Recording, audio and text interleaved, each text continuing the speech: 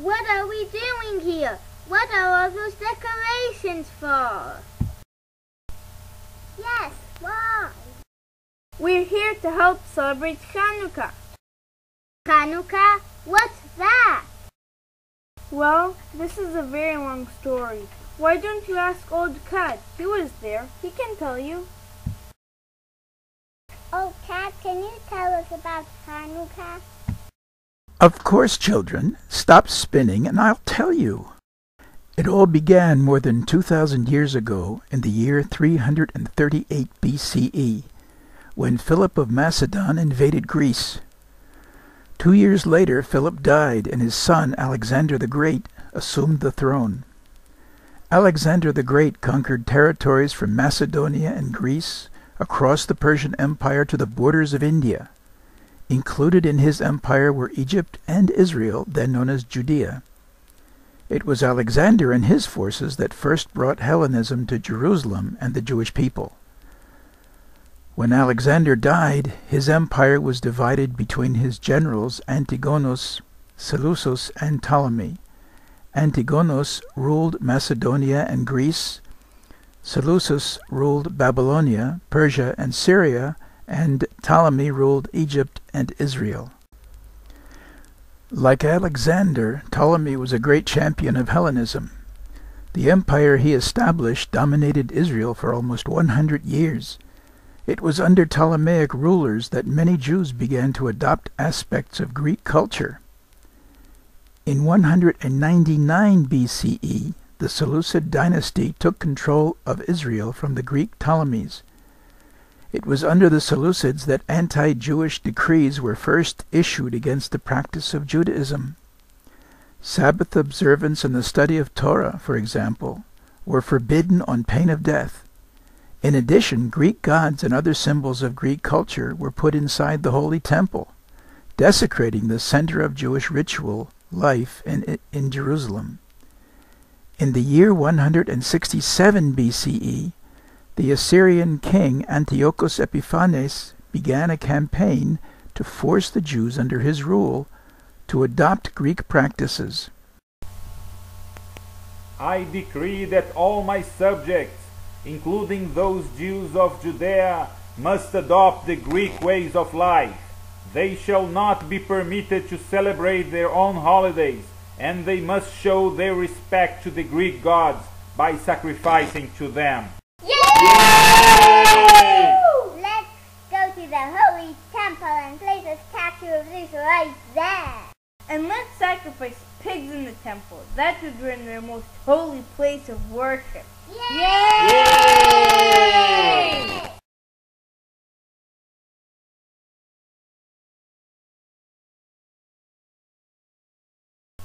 Can't hide, don't let them find you.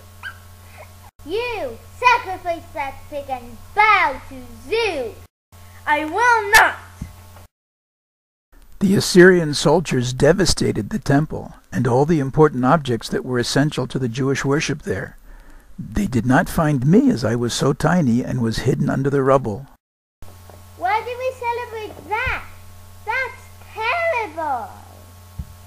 Wait, young candle, that's just the beginning. Sons, we must resist the Hellenistic ways. We need to raise an army and fight for freedom. They cannot keep us from worshipping Elohim, our one and only God. Rebellion against the pagan Assyrian is the only answer. Those who are for God, join me. Mile Adonai Elai. Follow me, Maccabee. Let's go fight for peace. Pagan gods chase away. We'll be free today. In the caves we will hide. Attack them by surprise. This will surely change the tide. Freedom will arise. Follow me. They may be many and they have great big elephants and strong weapons. But we have God on our side and we know the terrain better than them. Yeah! Let's go chase the pagans out of our land! The war was long and hard. Many lost their lives in their struggle to win their liberty, but the few Maccabees miraculously triumphed against the strong Assyrian army, and freedom prevailed. But what happened to the temple and the menorah? Sufkania, you must be getting cold. Come closer to the fireplace. Well, after chasing the Assyrian army out of Judea, the Maccabees headed to their beloved temple, and their happiness at the great victory was replaced with immense anguish at the sight of the defiled temple. Oh no! Look at what they've done! The menorah! The flame is out! And just look at her! They sacrificed pigs in here. Will we ever be able to purify our temple again? Shema Israel! There is no pure olive oil to light the menorah with. It will take at least a week to prepare any. Yo, Maccabees, check this out. I think I found a little jug of olive oil. But that won't even last a day, so a week?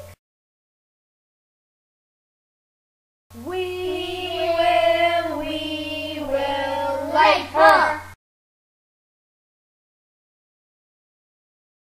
שהחיינו וקיימנו והגיענו לזמן הזה. The menorah is shining, it's time to stop the whining. We cleaned up all the spoil and found a drop of oil. Then what a great surprise, 8 days the flame survived. Let's celebrate tonight, the festival of lights. The dreidel we shall play, it's like this every day. And that, children, is why we celebrate Hanukah. Hanukah, the Hebrew word meaning dedication, is the Jewish festival of lights. On Hanukah, we recall the struggle for religious freedom and commemorate the victory of the Maccabees against the Hellenistic Assyrians in the year 165 BCE. And when we light the Chanukiah, or Chanukah menorah, with its 9 branches, we remember the story of the drop of oil that kept the temple menorah lighted not only for a day, but for 8 whole days, until more oil could be made.